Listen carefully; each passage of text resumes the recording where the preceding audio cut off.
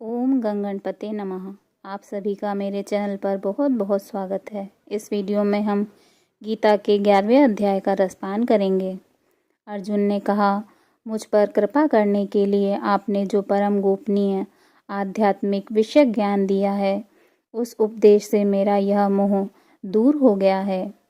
हे कमल नयन, मैंने आपसे समस्त सृष्टि की उत्पत्ति तथा प्रलय और आपकी अविनाशी महिमा का भी वर्णन सुना है। हे परमेश्वर, इस प्रकार यह जैसा आपके द्वारा वर्णित आपका वास्तविक रूप है, मैं वैसा ही देख रहा हूँ। किंतु हे पुरुषोत्तम, मैं आपके ऐश्वर्य युक्त रूप को मैं प्रत्यक्ष दर्शन करना चाहता हूँ।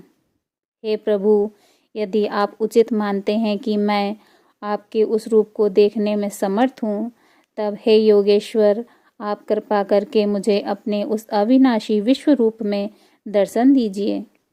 श्री भगवान ने कहा, हे पार्थ, अब तू मेरे सैकड़ों हजारों अनेकों प्रकार के अलौकिक रूपों को और अनेक प्रकार के रंगों वाली आकृतियों को भी देख।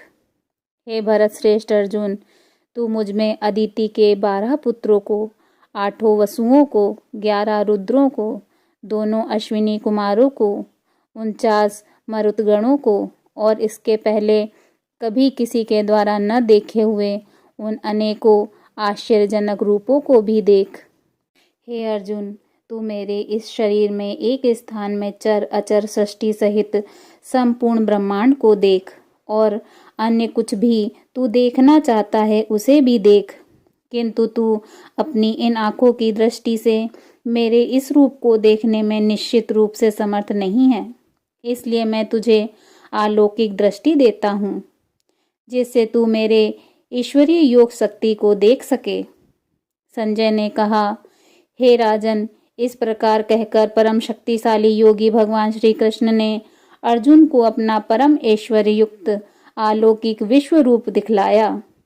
इस विश्व रूप में अनेकों मुंह, अनेकों आँखें, अनेकों आश्चर्यजनक दिव्य आभूषणों से युक्त, अनेकों दिव्य शस्त्रों को उठाए हुए, दिव्य मालाएं, वस्त्रों को धारण किए हुए, दिव्य गंध का अनुलेपन किए हुए, सभी प्रकार के आश्चर्यपूर्ण प्रकाश से युक्त, असीम और सभी दिशाओं में मुख किए हुए सर्वव्यापी परमेश्वर को अर्जुन ने देखा।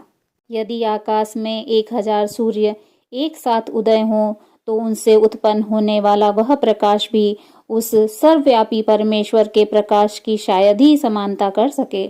पांडुपुत्र अर्जुन ने उस समय अनेक प्रकार से अलग अलग संपूर्ण ब्रह्मांड को, सभी देवताओं को भगवान श्री कृष्ण के उस शरीर में एक साथ एक स्थान में स्थित देखा।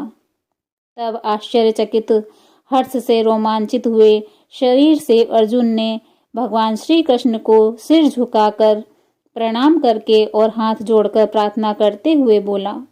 अर्जुन ने कहा, हे भगवान श्री कृष्ण, मैं आपके शरीर में समस्त देवताओं को तथा अनेकों विशेष प्राणियों को एक साथ देख रहा हूँ, और कमल के आसन पर स्थित ब्रह्मा जी को, शिव जी को, समस्त ऋषियों को और दिव्य सर्पों को भी देख रहा हूँ।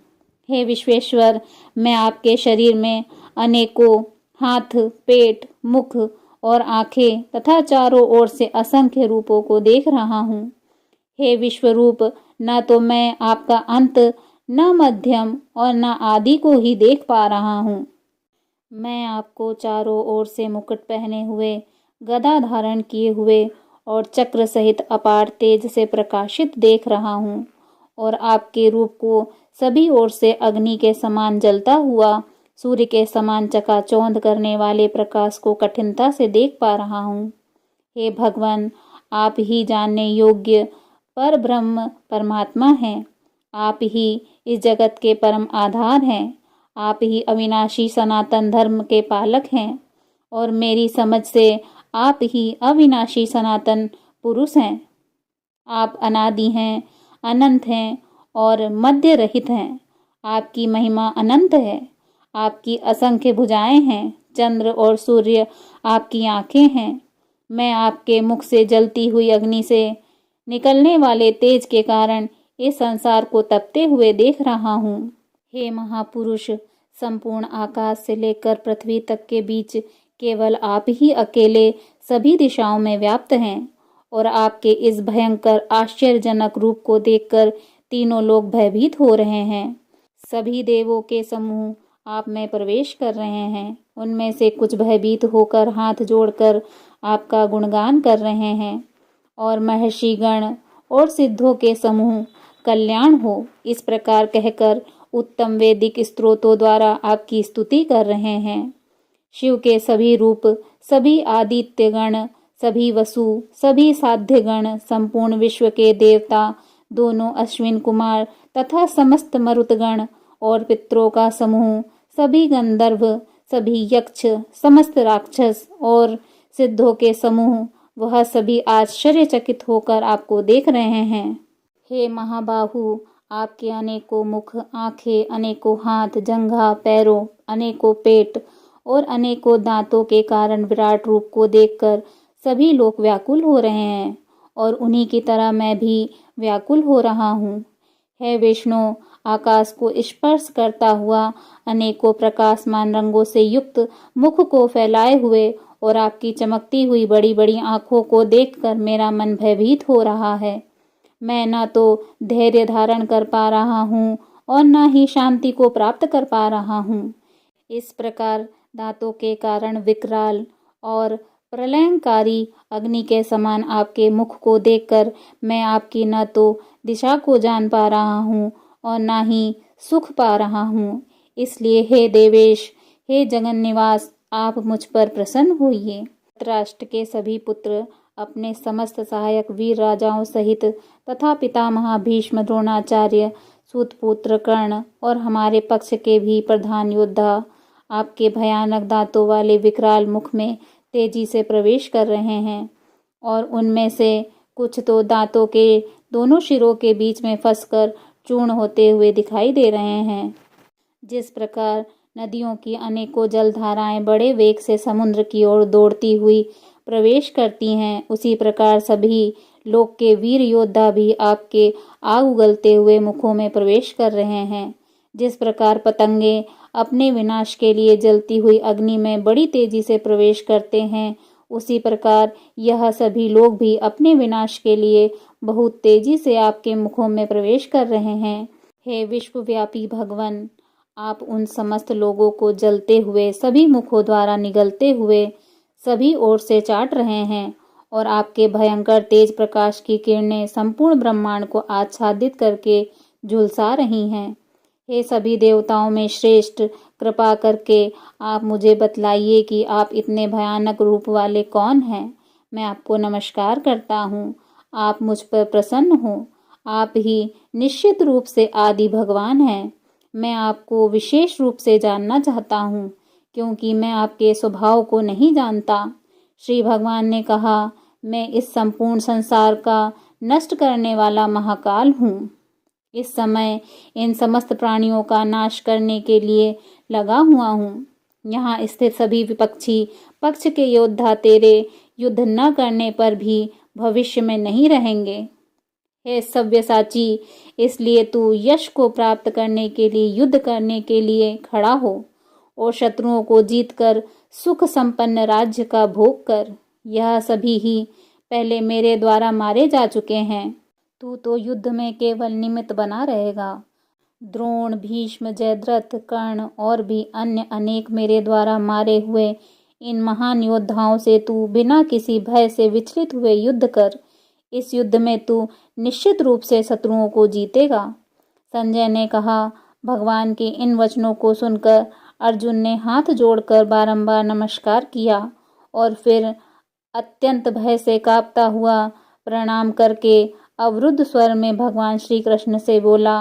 अर्जुन ने कहा, हे अंतर्यामी प्रभु, यह उचित ही है कि आपके नाम के कीर्तन से संपूर्ण संसार अत्यंत हर्षित होकर आपके प्रति अनुरक्त हो रहा है तथा आसुरी स्वभाव के प्राणी आपके भय के कारण इधर उधर भाग रहे हैं और सभी सिद्ध पुरुष आपको नमस्कार कर रहे हैं। हे महात्मा, यह सभी श्रेष्ठ जन आपको नमस्कार क्यों न करें, क्योंकि आप ही ब्रह्म को भी उत्पन्न करने वाले हैं। हे अनंत, हे देवादिदेव, हे जगत के आश्रय, आप अविनाशी, समस्त कारणों के मूल कारण और आप ही परम तत्व हैं। आप आदिदेव सनातन पुरुष हैं। आप इस संसार के परम आश्रय हैं। आप जानने योग्य हैं तथा आप ही जानने वाले हैं। आप ही परम धाम हैं और आपके ही द्वारा यह संसार अनंत रूपों में व्याप्त है। आप वायु, यम, अग्नि, वरुण, चंद्रमा तथा सभी प्राणियों के पिता ब्रह्मा भी हैं और आप ही ब्रह्मा के पिता भी हैं। आपको बारंबार नमस्कार, आपको हजारों बार नमस्कार नमस्कार हो, फिर भी आपको बार बार नमस्कार नमस्कार करता हूँ। हे असीम शक्तिमान, मैं आपको आगे से, पीछे से और सभी ओरों से ही नमस्कार करता हूँ, क्योंकि आप ही सब कुछ हैं। आप अनंत पराक्रम के स्वामी हैं। आप ही से समस्त संसार व्याप्त है, अतः आप ही सब कुछ हैं।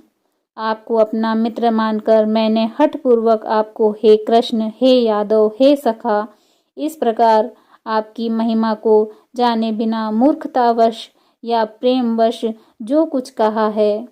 हे प्रभु, यही नहीं, हंसी मजाक में, आराम करते हुए, सोते हुए, बैठते हुए या भोजन करते हुए, कभी अकेले में या कभी मित्रों के सामने मैंने आपका जो अनादर किया है, उन सभी अपराधों के लिए मैं क्षमा मांगता हूँ।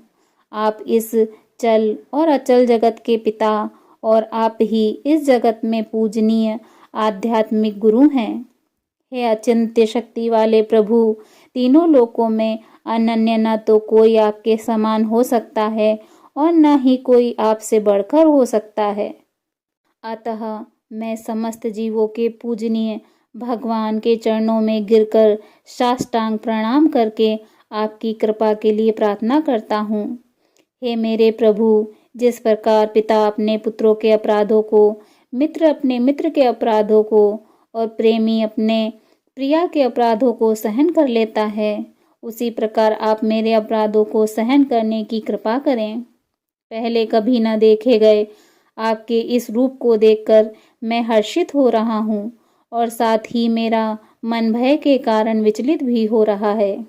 इसलिए हे देवताओं के स्वामी, हे जगत के आश्रय, आप मुझ पर प्रसन्न होकर अपने पुरुषोत्तम रूप को दिखलाइए। हे हजारों भुजाओं वाले विराट स्वरूप भगवान, मैं आपके मुकुट धारण किए हुए और हाथों में शंख, चक्र, गदा और पद्म लिए हुए रूप का दर्शन करना चाहता हूँ। कृपया करके आप चतुर्भुज रूप में प्रकट हों। श्री भगवान ने कहा, हे अर्जुन, मैंने प्रसन्न होकर अपनी अंतरंगा शक्ति के प्रभाव से तुझे अपना दिव्य विश्व रूप दिखाया है। मेरे इस तेजोमय अनंत विश्व रूप को तेरे अतिरिक्त अन्य किसी के द्वारा पहले कभी नहीं देखा गया है। हे कुरुश्रेष्ठ, मेरे इस विश्व रूप को मनुष्य लोक में न तो यज्ञों द्वारा, न वेदों के अध्ययन द्वारा, न दान के द्वारा, न पुण्य कर्मों के द्वारा और न कठिन तपस्या द्वारा ही देखा जाना संभव है। मेरे इस विश्व रूप को तेरे अतिरिक्त अन्य किसी के द्वारा पहले कभी नहीं देखा गया है। हे मेरे परम भक्त, तू मेरे इस विकराल रूप को देखकर न तो अत्यधिक विचलित हो और न ही मोहग्रस्त हो। अब तू पुनः सभी चिंताओं से मुक्त होकर प्रसन्न चित्त से मेरे इस चतुर्भुज रूप को देख। संजय ने कहा, वासुदेव भगवान श्री कृष्ण ने अर्जुन को इस प्रकार कहने के बाद अपना विष्णु रूप चतुर्भुज रूप को प्रकट किया और फिर 2 भुजाओं वाले मनुष्य स्वरूप को प्रदर्शित करके भयभीत अर्जुन को धैर्य बंधाया। अर्जुन ने कहा, हे जनार्दन, आपके इस अत्यंत सुंदर मनुष्य रूप को देखकर अब मैं स्थिर चित्त हो गया हूँ और अपनी स्वाभाविक स्थिति को प्राप्त हो गया हूँ। श्री भगवान ने कहा, मेरा जो चतुर्भुज रूप तूने देखा है, उसे देख पाना अत्यंत दुर्लभ है। देवता भी इस शाश्वत रूप के दर्शन की आकांक्षा करते रहते हैं। मेरे इस चतुर्भुज रूप को, जिसको तेरे द्वारा देखा गया है, इस रूप को न वेदों के अध्ययन से और न तपस्या से, न दान से और न यज्ञ से ही देखा जाना संभव है। हे अर्जुन, केवल अनन्य भक्ति के द्वारा ही मेरा साक्षात दर्शन किया जा सकता है। वास्तविक स्वरूप को जाना जा सकता है और इसी विधि से मुझ में प्रवेश भी पाया जा सकता है।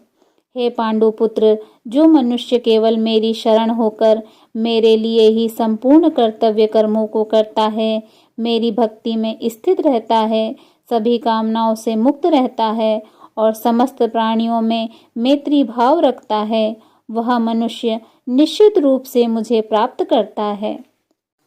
ओम तत्सदिति। श्रीमद्भगवद्गीता सुपनिषत्सु ब्रह्म विद्याया योग शास्त्रे श्री कृष्ण अर्जुन संवादे विश्वरूप दर्शन योगो नाम 11वां अध्यायः।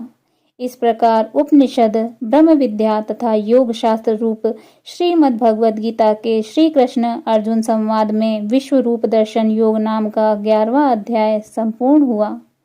बोलिए श्रीमद् भगवद गीता की जय।